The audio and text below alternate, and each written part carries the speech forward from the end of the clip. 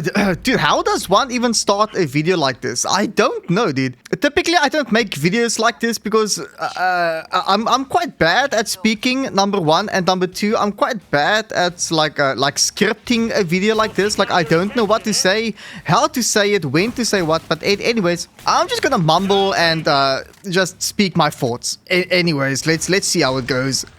So recently, I played the Killing Floor 3 stress test. They basically wanted to see how the servers will handle all of the players at launch. But that was my first time actually playing the game. And as someone that absolutely loved Killing Floor 2, I was extremely excited to play number 3. I'm not even gonna lie. I was so excited to play Killing Floor 3. So I actually wrote a little script that I'm just gonna like read off of. So if it's very unstructured or whatever, I do apologize in advance. I'm just gonna be reading off my notes. I was not allowed to record any gameplay or stream it, so I will be having some Killing Floor 2 gameplay up on the background. So first things first, I honestly had such a fun time playing. I played it with a friend of mine and we had a blast. As someone that absolutely loved Killing Floor 2, I definitely think this one is worth a buy if you're a fan of the series. If you enjoy games with replayability, this one is it. You have several characters that you can play as, each with their own unique ability and weapons. And you can upgrade not only your abilities, but this time around also your weapons through different attachments. You can upgrade the attachments of your weapons and they give you a slight buff in stats. You upgrade the attachments with resources that you can get throughout the match. Killing Floor 3 has the Warbond style battle pass that you see in Helldivers 2.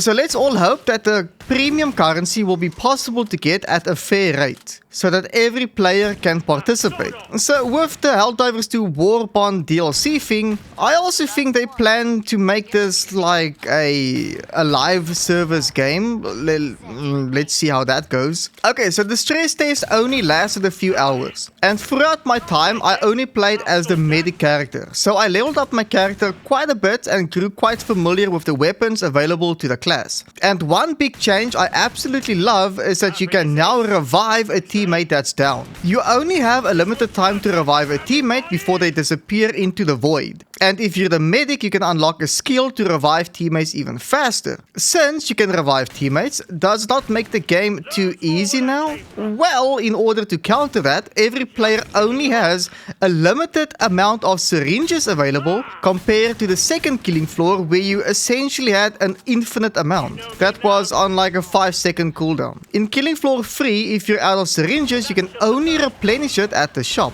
or through a syringe bag utility drop. So I strongly believe that team play is rather important this time around. You can't go in solo, running in circles with infinite heals until you clear the wave. Gameplay wise, I absolutely love it. Even the game UI was so simple and easy to navigate. Oh dude, I flippin' hate reading off notes. Dude, it feels so awkward. Oh. If you hate listening to my voice, hey, I have to listen to my voice while I'm reading the script, so hey, it's you and me both. Okay, so let's get to some tough love. I previously mentioned that I loved my time with Killing Floor 3 and think it was a lot of fun. And obviously nothing is perfect. Here is a handful of negatives. And brace yourself because it's actually quite a lot. The graphics. Holy shit, dude. I promise you the moment the game started and I was able to move, the first thing that came to mind was how horrible the game looked. Okay, so maybe horrible isn't the word, but it's actually really bad. And mind you, I played on ultra graphics. Every map I played looked grey, dark and lifeless. It's like no imagination or effort went into the maps. Even the Zeds just looked like dark figures. I couldn't tell the difference between the bigger boys. Performance is an issue in most modern games, so it's not even really worth talking too much about. But yes, the performance isn't great and it's actually quite surprising considering how bad the game looks. I only had a somewhat smoother experience after I disabled the Lumen global illumination, so I think the ray tracing, I would say it's better to keep it off up until they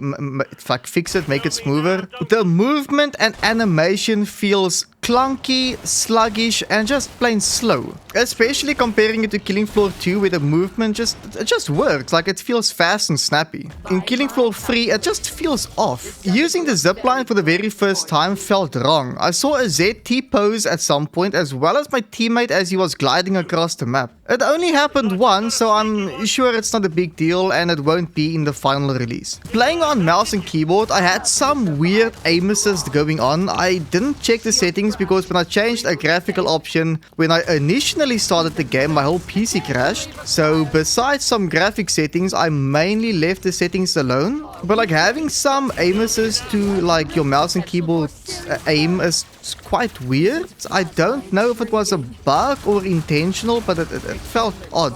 Someone in the Steam community post said that communication between players is disabled by default, and I'm not too sure how true this is, but I haven't heard a single person or seen a single message during my few hours of playing, so I don't know why they would do that if that's the case. After killing a boss in Killing Floor 3, the match just immediately ends with the stats in your face. And there's absolutely nothing wrong with it, but it just felt weird compared to Killing Floor 2 where you were still able to move around after killing the boss. I suppose it just gave a bit more personality.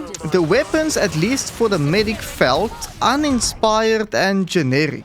Killing Floor 2 had really great weapons where every gun felt and sounded different. But also, Killing Floor 2 had a lot of content thrown in over the years, so I'm sure Killing Floor 3 will get there at some point. If I had to quickly summarize Killing Floor 3, I would say it's Killing Floor 2, but it's a downgrade in nearly every aspect. But it's still a lot of fun killing Zeds, especially with friends or randoms, and with the replayability, I believe it's worth buying. I still had a fantastic time playing this game, and I'm quite excited. I'm looking forward to it. Thank you for watching. That was so awkward.